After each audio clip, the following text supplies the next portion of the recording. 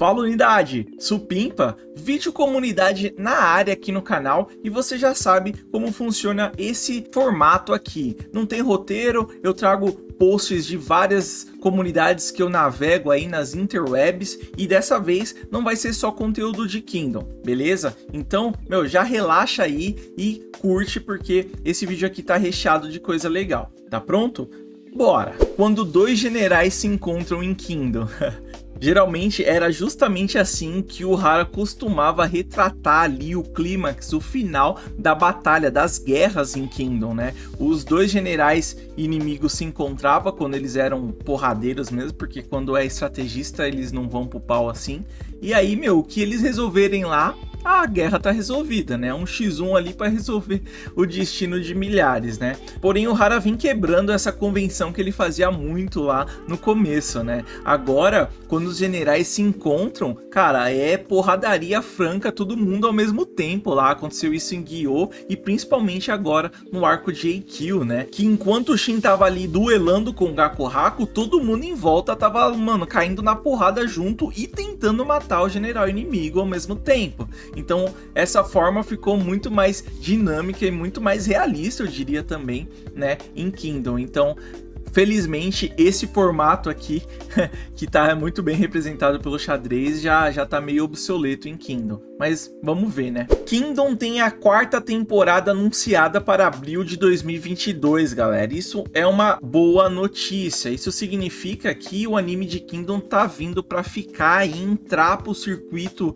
aí internacional de animes de uma vez por todas. Lembrando que, se você não sabe, Kingdom tem uma saga meio tortuosa de animes, né, que começou lá em 2011 ou 2013, se eu não me engano, a primeira temporada, que é bem ruinzinha. Daí depois, demorou acho que 2 ou 3 anos para fazer a segunda temporada, que é um pouco melhor, e aí, ficou 5, 6 anos, né, a gente aguardando para vir a terceira temporada, que tá muito bem feita, né? Tá bem decente mesmo, um anime de qualidade que dá pra ver e você se encantar. Não algo que ficava totalmente dispar do mangá, né? Como era antes. Agora, tá tudo lá, os quadros principais, tá tudo lá, agora tá legal. Eu ainda prefiro o mangá, mas agora o anime de Kingdom tá bem decente, né? Tá à altura. E agora a gente sabe que eles já confirmaram a quarta temporada, então isso significa que,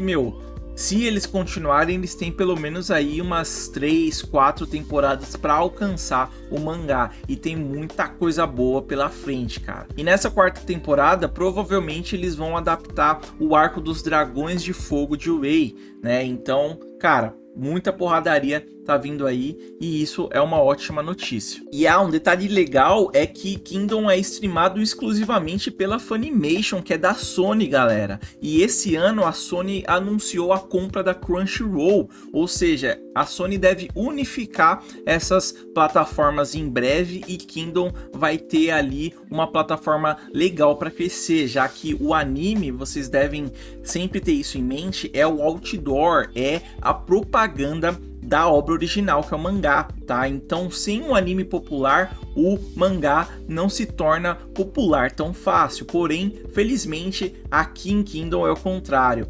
O mangá, a obra original, é muito, mas muito mais popular do que o próprio anime. E agora eles estão trabalhando, pelo que parece, para trazer um anime à altura. Isso é um excelente sinal. E aqui a gente tem o Big Four, né, que são basicamente muito azarados com as suas adaptações de anime. Tirando ali Vinland Saga, que tem um anime muito bom mesmo, super decente, inclusive ainda melhor do que a adaptação de Kingdom, na minha opinião, né? E o cara tá falando ali, bom, eu consigo explicar aqui, né, porque que o meu anime é bom.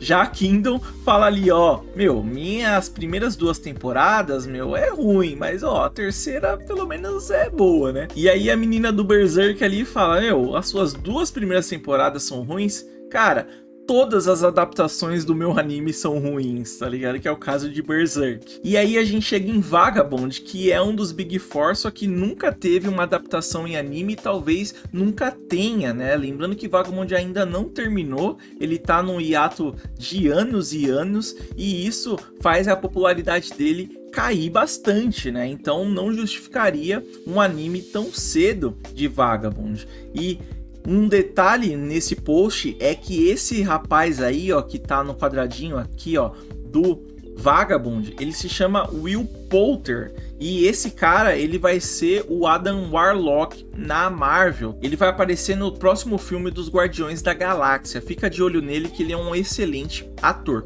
beleza? E aqui eu lhes trago o Exodia de Kingdom. Quando eu vi esse post, cara, eu rachei o bico da primeira vez. Vamos lá identificar o que tá acontecendo nesse mashup aqui. Primeiro a gente já vê logo de cara a espada do Guts, né? E o corpo do Oki, só que tem outros detalhes legais aqui. A cara é do Ojiko, né? O cabelo é do Houken, e a gente ainda vê aqui, ó, a bandana da Kyokai. Então, imagina, cara, um corpo, né? Uma combinação de todos esses personagens OP, só que comandados pelo Ojiko, cara. Isso seria muito engraçado. Não sei se alguém acompanha, mas em Shumatsu o Eisei provavelmente vai lutar na luta que está por vir. Sim, galera, a gente já sabia que o Eisei era um dos representantes da humanidade lá em Shumatsu no Valkyrie, ou Records of Ragnarok, que é o nome do anime, que foi adaptado pela Netflix, inclusive. E a gente estava esperando para saber como seria o visual do Eisei, ou como que ele iria lutar, já que o Eisei não é exatamente um combatente, né? Pelo menos não em Kingdom. E agora a gente tem a identidade visual aqui do Eisei, dá para ver como é que ele vai ser representado aqui no mangá de Shumatsu. A gente vê que ele, meu, tá cego, né? Pelo jeito, ele usa uma bandana, entendo que ele esteja cego. Ele tem uma cicatriz gigante aqui, ó, na face esquerda, não parece ser uma barba, tá? Não faço ideia como que o Eisei vai combater e aqui em Shumatsu, porém a gente sabe que o Eisei, ou seu nome histórico, né, que ele mudou depois que ele conquistou a China, que era Qin Shi Huang, era um cara bastante excêntrico, maluco, megalomaníaco e, meu, com altas piras de imortalidade e tal. O cara era bem maluco e também bastante implacável, diria até cruel, porque, meu, para ele dominar a China, ele teve que fazer umas coisas bem brutais, né? E aqui parece ser um good guy, um cara, né, boa praça e tal. Vamos ver, tô curioso para ver o que ele vai aprontar, né, nesse anime, nesse mangá aqui. E eu também tô curioso para saber quais serão os seus poderes, né? Será que ele vai comandar ou invocar os maiores guerreiros da China para lutar ao seu lado? Seria bem da hora. Lembrando que o Eisei, ele não é da época do Lu Bu, que já lutou a primeira luta lá, tá? O Eisei é da época dos 7 estados combatentes da China. O Lu Bu é da época dos 3 estados combatentes da China, que acontece 400 anos depois da época do Eisei. Certo? Você não pode suspeitar da minha índole só porque ele é o meu personagem favorito. E aí, o personagem favorito, né? Pra quem não sabe, isso aqui é o Homelander, um dos personagens mais pau no cu que a gente já viu na cultura pop nos últimos anos. Depois a gente tem o Griffith aqui, cara, que põe personagem pau no cu aqui.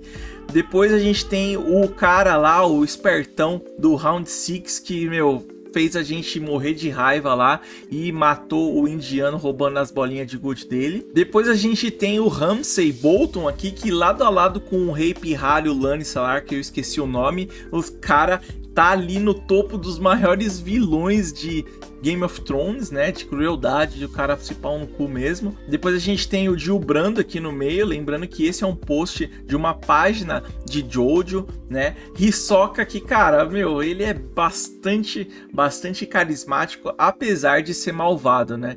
Eu não acho que o Hisoka seja tão arrombado quanto os outros que estão aqui. Assim como eu acho que o Endeavor não seja tão malvado assim. O cara só é birrento e marrento pra caramba. E esse personagem aqui da direita, eu já não sei quem é. Se você sabe quem é esse aqui, parece ser Jojo também, né? Põe aí no comentário que eu não sei. E esse aqui, ó, você sabe quem é. E como ele pediu aqui, alguém acrescenta o Kank nesse meme, eu coloquei o Kank aqui porque o Kank combina com a maioria desses, sim. E aqui o cara comenta, não julgo porque um desses aí é o meu favorito. E cara, eu vejo várias pessoas que idolatram o Kank, apesar da sua índole totalmente questionável. E eu tenho uma teoria pessoal que indica que a gente se atrai totalmente por personagens ou até pessoas com personalidades opostas à da nossa. E isso não se resume simplesmente àquela frase dos opostos se atraem. Não, isso vai mais fundo que isso, eu vou explicar mais ou menos o porquê. Eu tenho um amigo que tem o maior coração de todos, uma pessoa extremamente gentil, bondosa, uma pessoa do bem mesmo, só que é justamente ela que idolatra personagens como Kank e concorda com vilões como o Thanos, né? E esse padrão meio que se repete em vários aspectos, não só com ele, mas com as outras pessoas que eu conheço. Por exemplo, eu costumava trabalhar com um rapaz que falava muito fininho, ele falava fininho e baixinho desse jeito. E aí você ia ouvir as músicas que ele gostava e essas músicas só tinha homem com voz super grossa, até gutural, falando grosso, que era o oposto do que ele tinha. Entende o que eu quero dizer? E esse padrão se repete em vários outros aspectos também, como aquela estatística de que vários dos comediantes têm tendências depressivas, né? Então eles acabam externalizando o oposto do que eles sentem por dentro. E isso meio que explica esse meme aqui. Acabei de ler o mangá iShield 21 e confesso que achei legal. Ele não é um mangá absurdo de bom como o Jojo, mas é aquele shonenzão básico para passar o tempo. Bom, eu sou suspeito para falar porque eu adoro mangás e animes de esporte, mas eu não concordo não que é um shonenzão básico. Eu acho que o iShield é um dos melhores mangás e animes de esporte que você vai ver. Além disso, iShield Nijuishi, o iShield 21, tem um dos melhores personagens da história dos mangás e animes. Ele se chama Hiruma, você precisa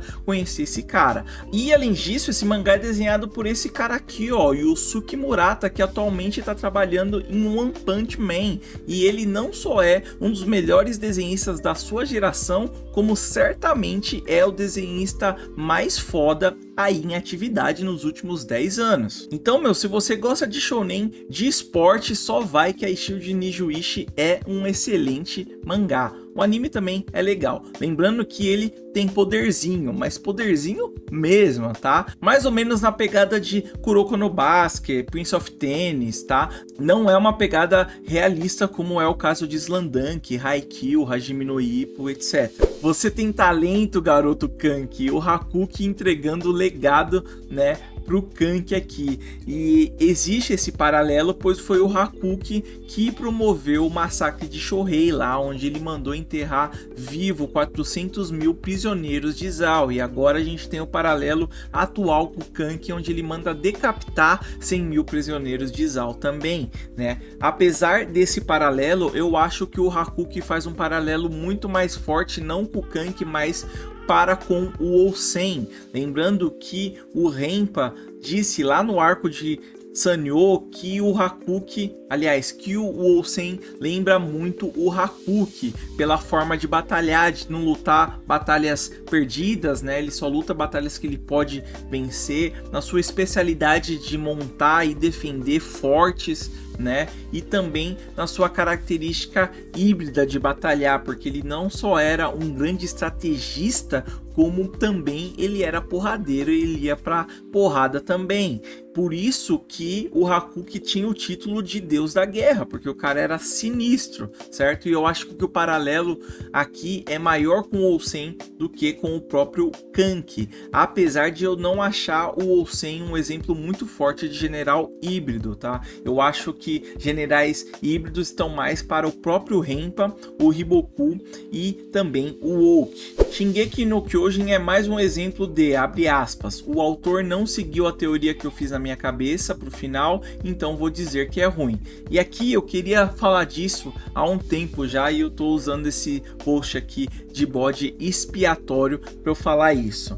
Galera, depois que você lê muita, mas muita coisa, depois você acompanha bastante obras do começo ao fim, você começa a notar que o final das obras geralmente quase nunca atende às suas expectativas, tá? Mas isso é depois de muita leitura. E se você começou a ler mangás e consumir cultura pop recentemente, talvez você ainda não tenha maturidade ali para entender que o importante numa obra é a jornada. É durante a jornada que você se diverte, que você se apaixona e que você engaja com uma obra, tá? O final dela, o destino, pouco importa, porque o importante é da onde você saiu e até onde você foi.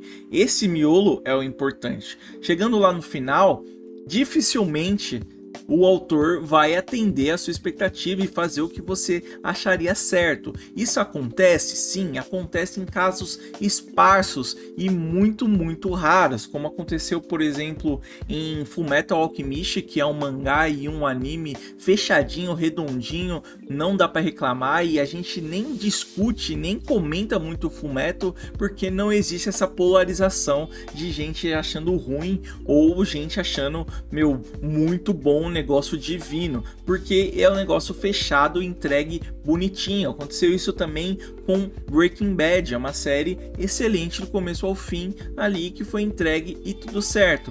Porém, aqui esse post de Shingeki não tá aqui à toa, porque, Shingeki é um mangá aí dos últimos 10 anos que atingiu, quebrou várias bolhas, né, por causa do seu anime que é excelente, mas que não atendeu a expectativa de quase ninguém. E isso vai acontecer na sua vida diversas vezes com diversas obras, tá? Isso aconteceu também com Game of Thrones, que o final não agradou quase ninguém. Aconteceu também com Lost e, cara, relaxa e enjoy the ride, tá ligado? Só vai e se diverte enquanto o autor tá ali dando o melhor que ele pode pra você. O final, cara, pouco importa. Resumindo, ou uma obra termina no seu auge, ou ela continua por tempo suficiente para terminar de uma forma ruim. E isso é o que geralmente acontece. Pergunta: o Renpa é o maior grande general vivo mostrado na obra? Essa pergunta e esse post foi feito lá na nova comunidade chamada Central Kingdom Brasil, que foi fundada e é moderada pelo Felipe Albuquerque, que você já deve conhecer lá da KBS. Então, incentivo fortemente que, se você ainda não soube desse novo grupo, você entra lá agora, Central Kingdom Brasil, porque certamente você vai ver lá o melhor conteúdo e moderação sobre Kingdom aqui no Brasil. Além disso, os posts, os capítulos da KBS vai sair primeiro lá. Então, só vai entrar lá, Central Kingdom Brasil no Facebook. Então, respondendo a pergunta do Felipe aqui, eu acho sim que o Renpa é o maior grande general, o maior e melhor grande general vivo apresentado na obra até agora. Eu acho que o único capaz de rivalizar com o Renpa também está em Shu, ou seja, eles não vão cair na porrada, que é o Kouen, que é um grande general de Shu, é o principal, é a maior força de Shu, mas que ele ainda não foi apresentado. Mas aqui vai um spoiler histórico, deixa eu avisar de novo aqui, ó, spoiler histórico.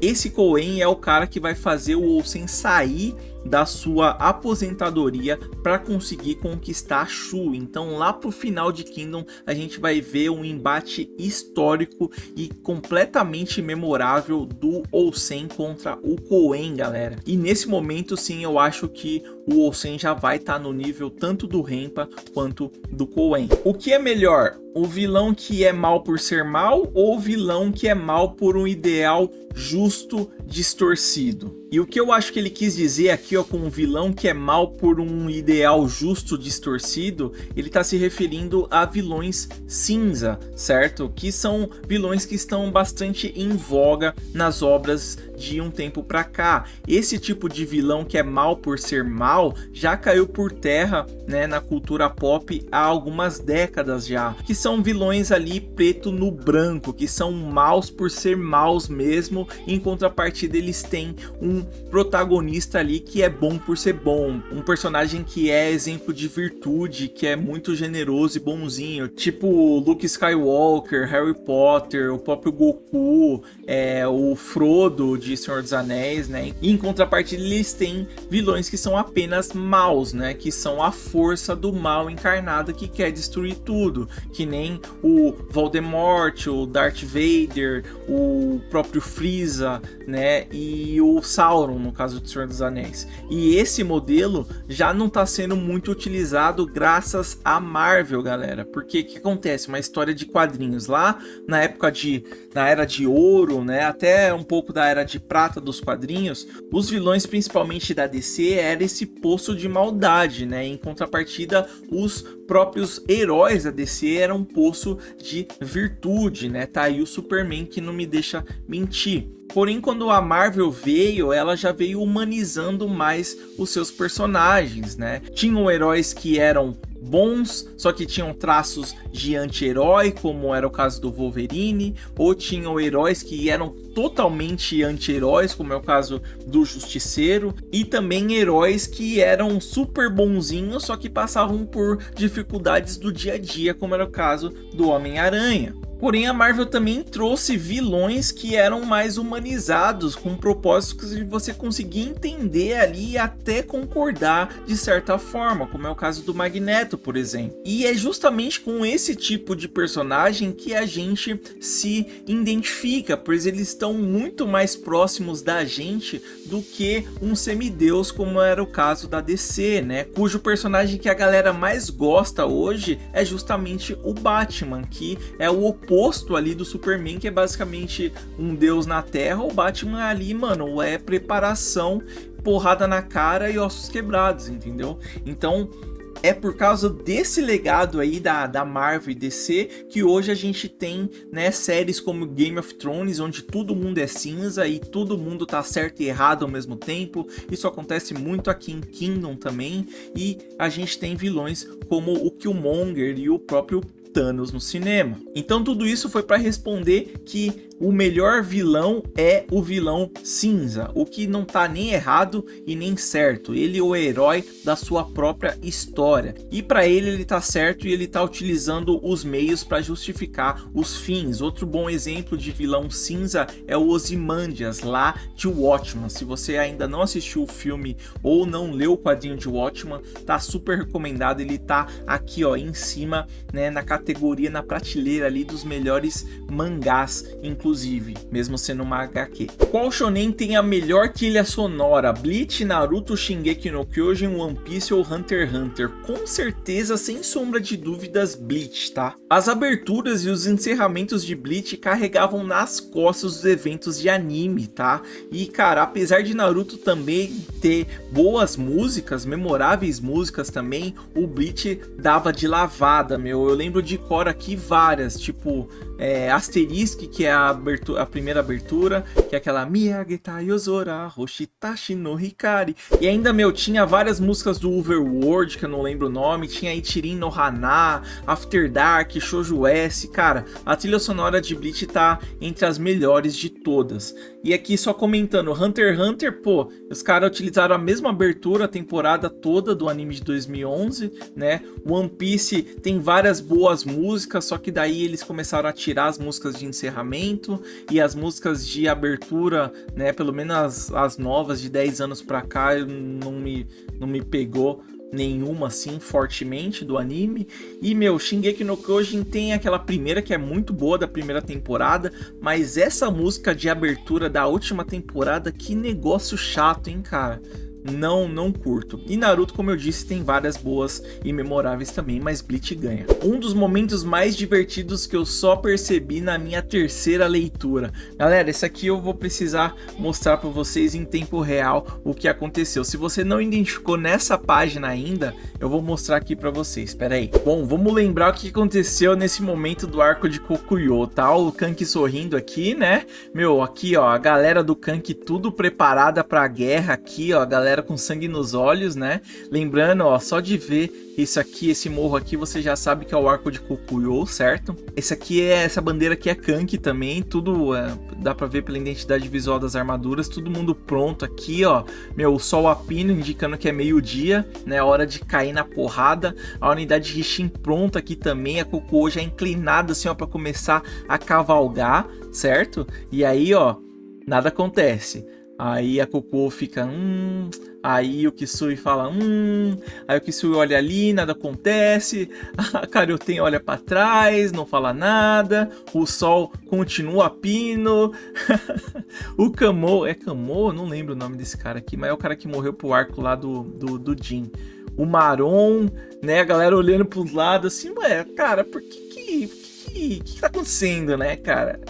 Aí a Coco fala, meu, que tá rolando? Já manda um mensageiro ali pra saber o que tá rolando.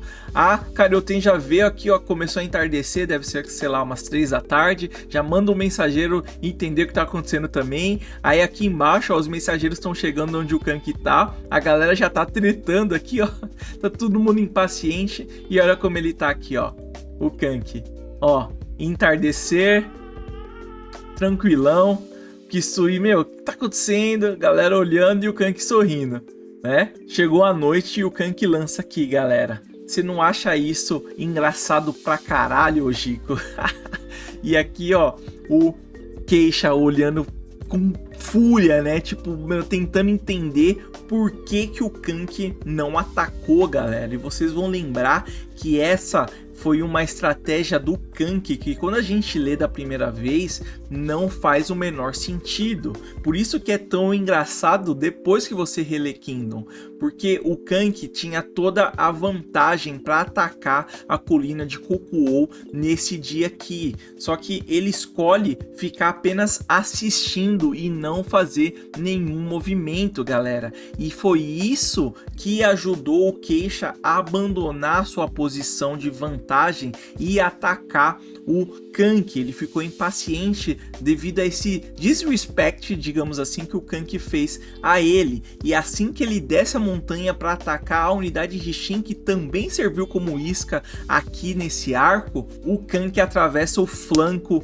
do Keisha com o clã Zenou e a partir dali é história, você já sabe o que aconteceu. Mas realmente é um momento muito hilário de se ver depois que você relê Kingdom, né? Cara, a galera tudo ali, mano, tipo em silêncio, sabe? Não tem balão de fala, cara, é muito doido. O que tá acontecendo aqui, cara? Por que ele não se mexe, tá ligado? E o filho da mãe ali só rindo. O Kanki, de fato, é um dos personagens mais notáveis de Kingdom, sem nenhuma dúvida, cara. É um privilégio ler uma história com esse cara aqui. A dualidade de um homem, Haidu, Haidont. é pesado, né? Eu achei pesado.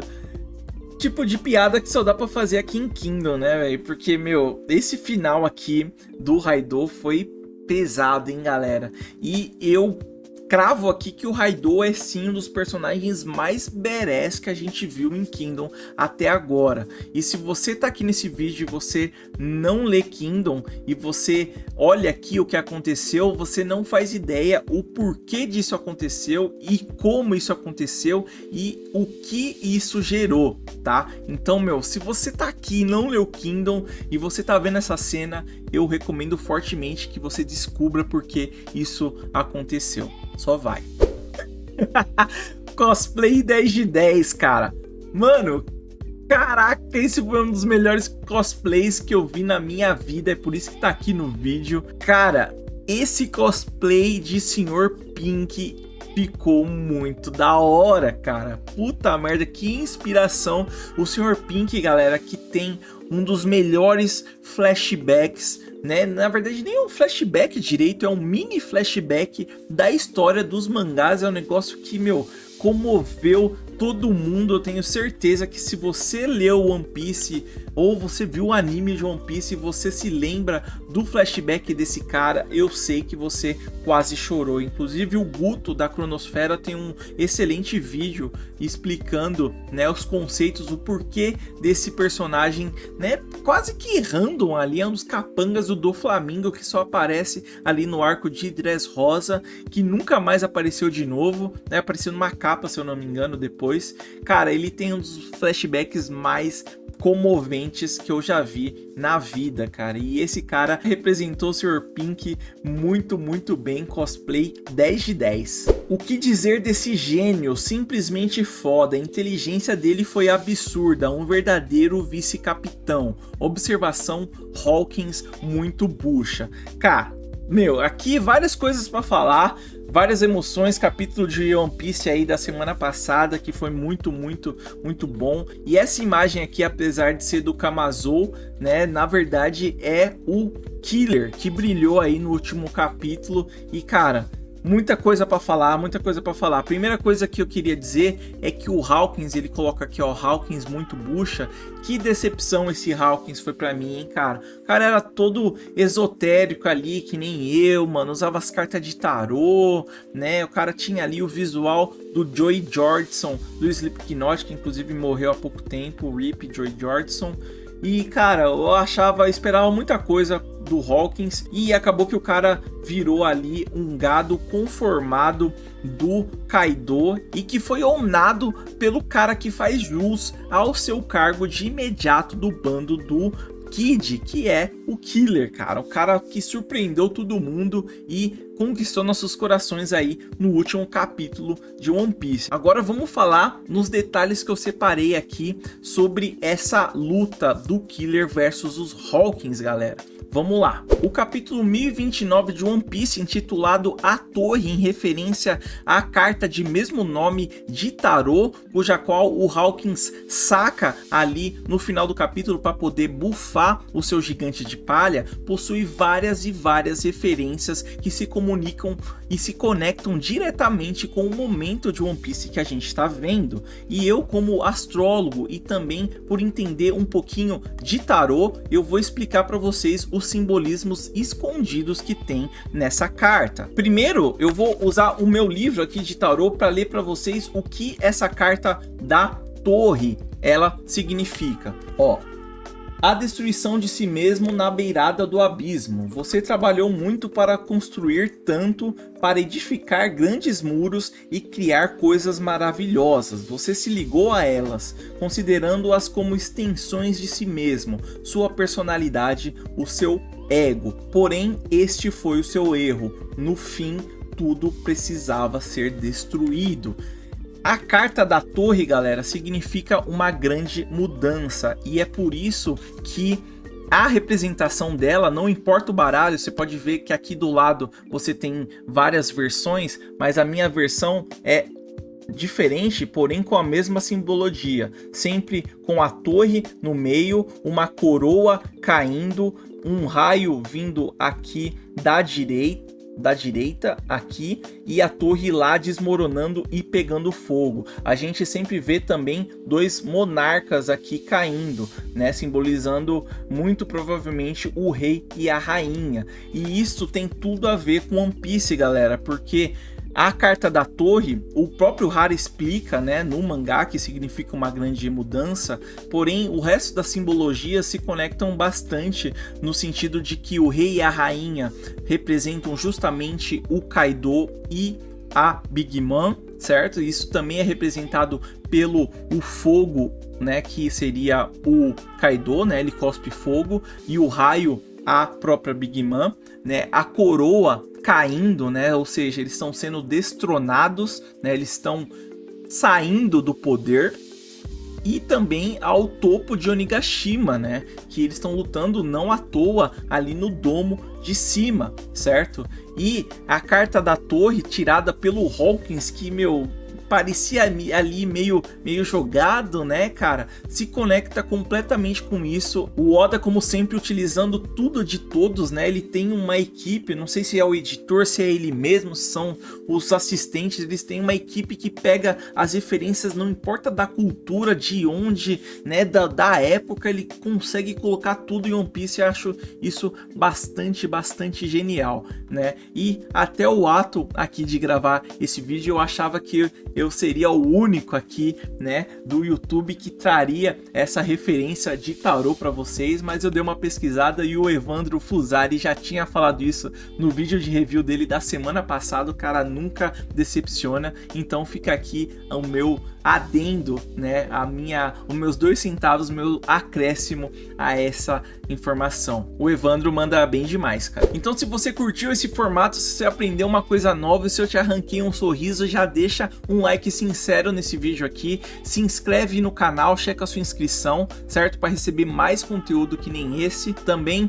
comenta o que o seu coração mandar sem medo, que eu sempre leio os comentários. Não se esquece também de checar a loja do canal, link na descrição. Entra lá no novo grupo de Kingdom Central, Kingdom Brasil, certo? Entra também na comunidade do Telegram de Kingdom, só tem cara fera lá, você vai descobrir um outro universo sobre Kingdom que você não sabia. E não esqueça de acompanhar semanalmente os capítulos de Kingdom lançados com muita dedicação e qualidade lá na KBS, kingdombrasil.net, beleza? Tô ficando por aqui, mantenha a sua chama acesa e tchau!